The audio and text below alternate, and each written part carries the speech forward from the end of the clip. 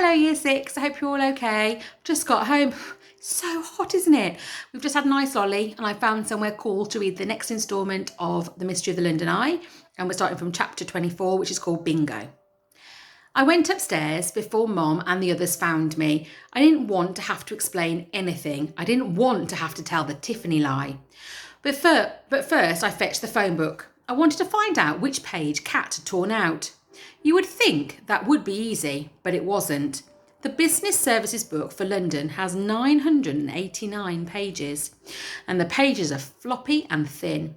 When one page is missing, it doesn't automatically open on that page. You have to search page by page until you see a break in the page numbering at the top. I started at the beginning with businesses that are called things with number beginnings like 00 Finance.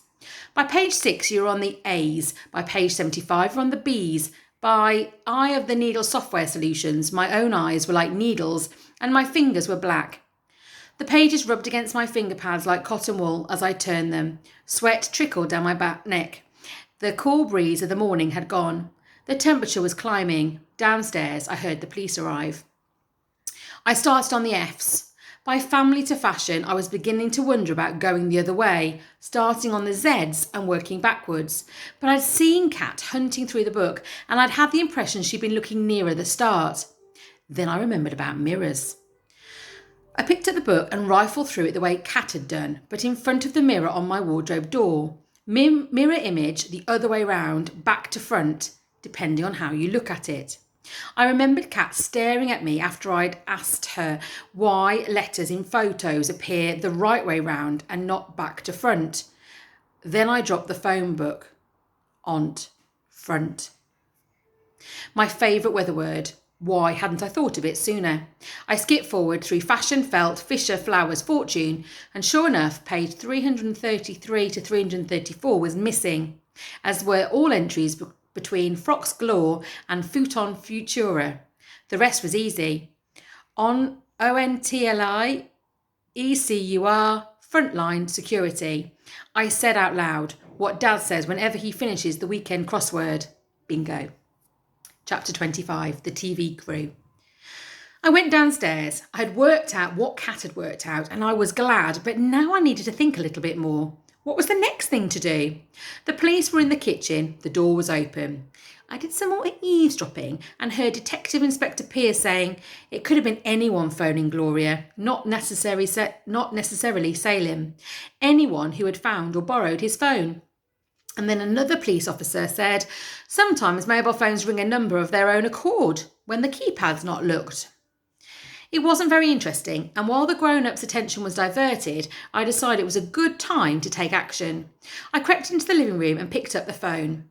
One thing I know about, because Mum has shown me, is getting an unknown number through directory inquiries. The 6 numbers to dial are in my head. I dialed them and a man answered. Frontline Security, I said, London. He put me through to an automatic voice, which gave me an 11-digit number. I memorised it. I hung up and dialed the number. There was music playing and then a recorded message. Welcome to Frontline Security, the #1 London security company. We supply stewards, ticket collectors, body searchers and guards with two-way radios. Whether you're hosting a celebrity party, a fireworks show, a popular concert or an exhibition, we can meet all your requirements. Frontline Security, your complete security solution. Please hold while we put you through to an operator. And the music started again. My free hand flapped. I was still waiting for the operator when Rashid came in. I wondered if I should put the phone down, but he smiled at me and said nothing. He fetched his jacket from the back of the armchair and left the room. I was still on hold. The recorded announcement went round another time and then another. Halfway through, the 4th time, there was a click and a real woman saying, Hello, Frontline Security, can I help you? I said. Hello, said the woman again. I didn't know what to say. Hello? My mind spun like the vortex of a tropical cyclone. Hello? Is there anyone there? Frontline Security? I hung up. Just as I did, I heard a big van draw up outside. Doors slammed, voices shouted, the doorbell rang. I looked out of the window. A television crew had arrived, and Gloria and Rashid had decided to go public. Within minutes, the house was full of men in jeans and trainers, carrying cables, cameras, light stands, microphones. The living room was very busy indeed. Sometimes when Dad asks Mom how work was, she says the ward was like Piccadilly Circus. I imagine flashing lights and people bumping into each other and drug trolleys zooming around like fast cars. And that's how it was in our living room now. Nobody noticed me standing by the telephone. Detective Inspector Pierce talked on her mobile. Aunt Gloria searched her makeup bag. Mum helps a cameraman plug a camera light into the socket behind the sofa. She looked up and saw me. Ted, there you are. Where's Kat? My mouth opened, but no words came out. Instead, the cameraman said, pass the plug over, love, and Mum was distracted. Seconds later, a man with a thin, frowning face said, let's roll. But instead of rolling, another man said, lights, camera, action, take one. Aunt Gloria sat on the sofa and Rashid sat next to her. She put on some bright orange lipstick and this had made her face look whiter than usual and the skin between her eyelashes and eyebrows looked bruised. This is a message, she began, and she swallowed and took Rashid's hand. A message. If you are holding Salem, if you know where my boy is, if you think you might have seen him, please come forward. We'll do anything to have him back. He's our boy. Just call us to let us know he's safe. To let us know he's alive. And her face crumpled. The worry is crippling us. Please, call the police. Thank you. Cut. The thin-faced man said to the cameraman, that was great, missus, he said to Aunt Gloria. Do you want me to do it again, Aunt Gloria said. Do you want another take? No need, love. Are you sure? Fine, first time. You're a natural. And within minutes, the camera crew had packed up and left. Mum and Rashid saw them out to their van and the police left at the same time. This meant I was on my own in the room with Aunt Gloria. She sat on the sofa staring into space. Oh, Ted, she said, after a minute of silence. She was looking straight at me and I couldn't understand what her expression meant. I thought she was going to say something cross, but instead she shook her head and her eyes watered. Did I do all right? She whispered. Yes, Aunt Gloria. Do you think somebody out there might be able to help? It's a possibility, I said. What do you think, Ted? Do you think Salem's all right? I said. What does that mean? She said. Her face took on its mini Ice Age look. I was just thinking, Aunt Gloria. Mini Ice Age thawed. She sighed. Her hand went out and landed on my head. She ruffled my hair the way Mum does, and I squirmed. Aunt Gloria didn't notice. You know, Ted, I'm sick to my stomach. I stared at her stomach in confusion. At least you're honest, she said. Everyone keeps telling me he's okay. They're sure he's fine. It will all work out. He'll be back any minute. But minute after minute goes by and he isn't back. They don't mean what they say. The truth is, we just don't know. Aunt Gloria, Salem has to be somewhere. It's a mystery. I'm working on it. In my brain. Your brain, repeated Aunt Gloria, and she smiled at me, but it reminded me of the way my mum smiled at me the time I asked her about the miracle cures and whether I could get one for my syndrome if I prayed hard enough.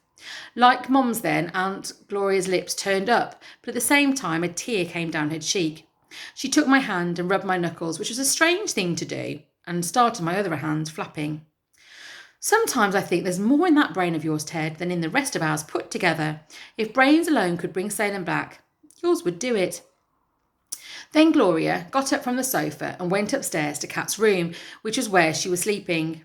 I didn't want to run into Mum in case she asked me about where Kat was again, and I would have to tell the Tiffany lie. So I went where I always go when I want to do my two favourite things, think and watch the weather, the back garden. The shirts were still flapping on the line and they'd been there for 3 days. Mum had forgotten about them. I touched them. They were damp from the light rain we'd had that morning. I paced the lawn to check it hadn't grown or shrunk. 12.5 strides wide and 7 across, the same as last week. Then I realised that when I grew taller and my legs grew longer, the number of strides would decrease. It was another example of how things can change, depending on how you look at them. I was back with the water going down the plug hole in different directions depending on which hemisphere you were in, the London Eye revolving in different directions depending on which side of the river you were on, worms being male and female, satellites moving and staying still. Something flickered in my brain. It was a pattern. 2 things that looked alike, something that looked like one thing but was really another thing. I pinched my right forearm to make the pattern stay, but it didn't. It vanished before I could fix it, before I could find out what it was. I looked up at the sky. Thin strata cloud, white and harmless, floated in the southeast. But to the northwest, in the heart of the city, a cumulus cloud was in formation. I really was dreading that word coming up again, guys, but I think I might be all right. I stared as vapour collected and imagined how the particles of water were swirling around a central funnel, making it into a threatening shaft. It might or might not bring rain. It was moving this way over the skyline, its heavy, bulbous shape billowed out as rising air currents added to its mass. I thought of Kat out there, somewhere in the city, under the growing cumulus cloud, on the trail of the strange man who sold us the ticket, and I knew what I had to do. I got to the phone in Mum and Dad's bedroom with nobody noticing, and I dialed Frontline Security again.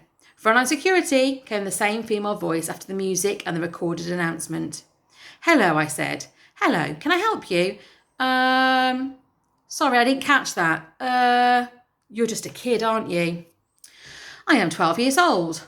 Well, she said, I'm just a temp. There was a silence and I thought hard. Have you got the right number? She said. Yes.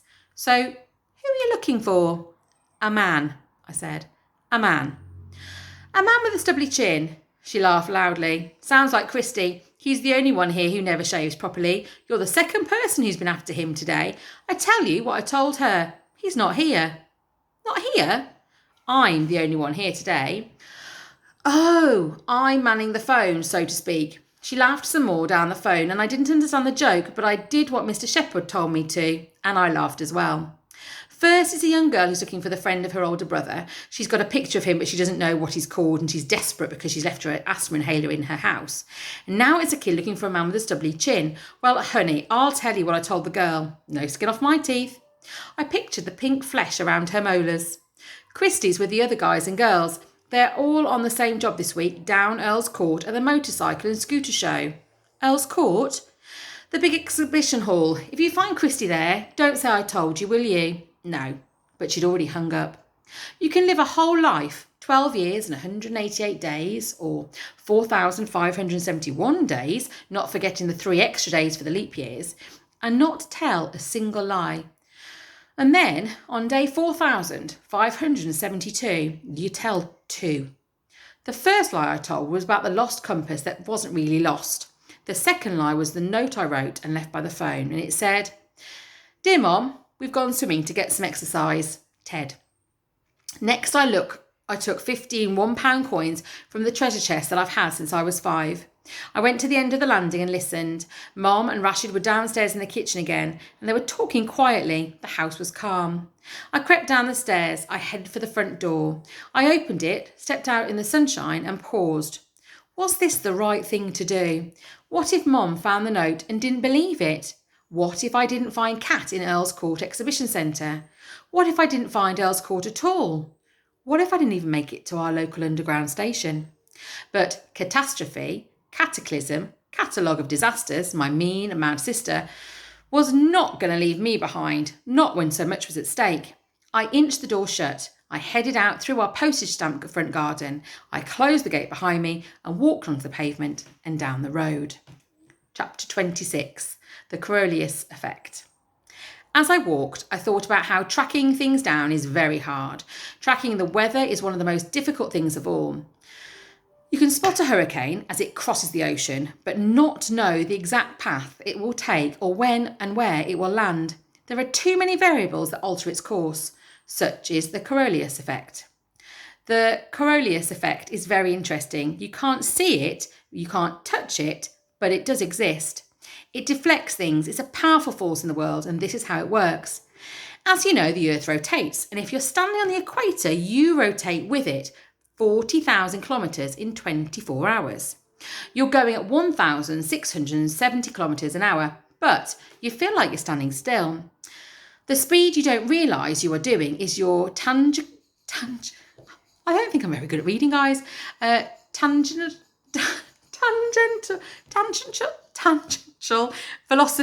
velocity.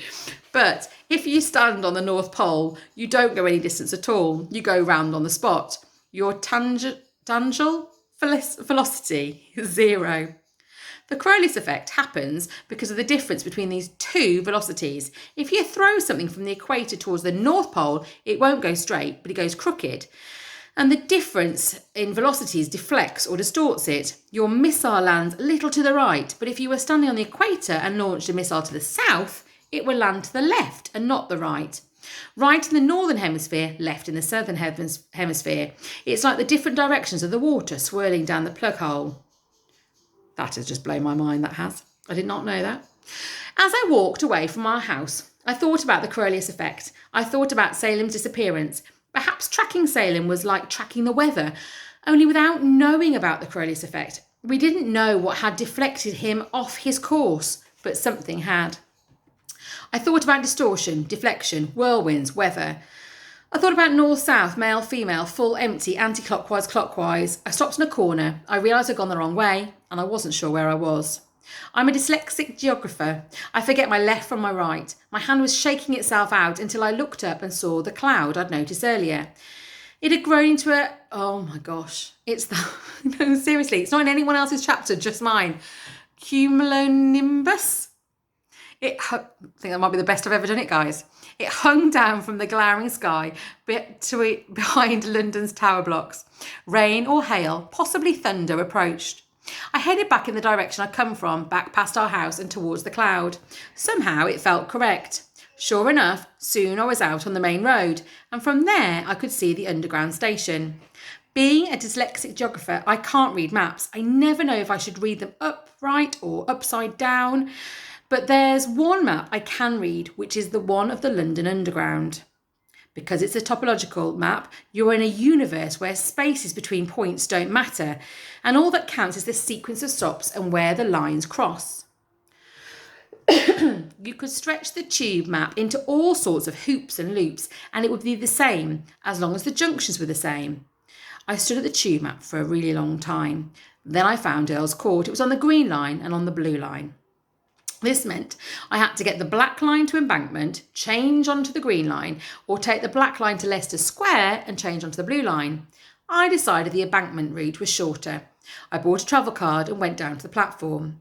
I put my hand in my jacket pocket to stop it from shaking itself out. The sign said a train to High Barnet via Charing Cross was due. I heard a rumble in the tunnel, and then the train came into the station like a silver streak of lava pouring down a volcano. The doors opened, and I went in and took a seat. Oh, I love that simile. The carriage was half full or half empty, depending on how you looked at it. Some graffiti was scratched onto the glass windows opposite. No way. It was razor etched with slashing parallel white lines for each stroke of every letter. This was a bad thing somebody had done just for the sake of it. Like why Dr. Death killed his patients. A bad feeling started in my esophagus. Usually when I get the tube, I'm with Kat and Mom and sometimes Dad, and I like to tell them in advance what the next stop is, which shows how well I can read the map. I also say how many more stops we've got to go. But they weren't with me, so I counted stations and said their names in my head. That way I wouldn't forget to get off when I had to. Between Waterloo and Embankment, the trains go under the Thames, and it's a long stop. I saw a man staring hard at an advertisement for car insurance. He was sitting under the graffiti sign and his eyebrows were close together. There were lines on his forehead and his lips were pressed together, which meant he was angry. He also had a plaster on his cheek. I remembered how Sherlock Holmes once amazed Watson by working out Watson's train of thought. A train of thought is a good way to describe someone's series of connected thoughts because they are attracted to each other like carriages are by couplers. Holmes did this by watching Watson's face and the things he was staring at and making deductions. So I worked out that the man opposite me was having a train of thought about a car crash he had had, which was why he had had an injury. And that advertisement for car insurance made him angry because he had not been insured. I was so pleased with this piece of deductive thinking that I nearly forgot to get out when the train stopped. A woman's voice announced, "This station is Embankment. Please take care when leaving the train as there is a gap between the train and the station platform." I jumped up with my hand flapping and only just made it through the doors before they closed. Then I nearly fell down the gap, but I didn't. I followed the signs for the Green Line westbound. I got a train that said Ealing Broadway on the front. I had 7 stops to go. It was a brighter journey, closer to the surface. I could see flashes of daylight. I could smell damp. I didn't try to work out what any of my fellow passengers were thinking, but kept concentrating on the order of stops and at Earl's Court, I got out. The weather had changed. Hail was bouncing off the corrugated station roof. Hail is a shower of irregular lumps of ice and always comes from, oh my God, it's that word again, guys. I did so well before. Cumulonimbus clouds. So I knew I was right under the cloud I'd seen forming earlier.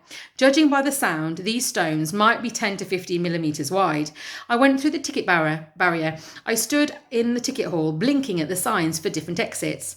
A station guard came over. "Hey, you boy, you lost?" I considered whether or not I should speak to him. Everyone knows you're not supposed to speak to strangers. We'd spoken to the strange man at the London Eye, and perhaps that was why we were in such trouble. But this man was in a London Underground uniform, and this meant it was his job to help lost passengers. "Yes," I said. "Where are you going?" "Earl's Court." "This is Earl's Court," he said. "Maybe you're after the exhibition centre?" "The exhibition centre," I agreed. "Go up those stairs, keep straight on through the tube exit, and it's opposite. Huge, you can't miss it," he said. He didn't once say go left, go right. He just pointed in the right direction. Perhaps he was a dyslexic geographer too. "Remember to duck the hail," he called after me. Perhaps he was a meteorologist too. I made my way up to the station stairs, veering slightly to the right as I did so. This was because I was imagining that I was a missile, being hurled from the equator to the northern hemisphere, so that the amount I veered was equal to the deflection caused by the Corollas force, and this made me feel good. And we'll stop there, guys. I really hope you found me trying to say these words amusing. I'm going to have to learn how to do it properly, aren't I? Anyway, I'll see you as you go past in a minute. Give us a wave. And just remember, when you leave the classroom, we need to make sure we don't all come out in a huddle, that we try and show we're doing the 2 meters social distancing. That'd be great. Okay, guys, take care. Bye.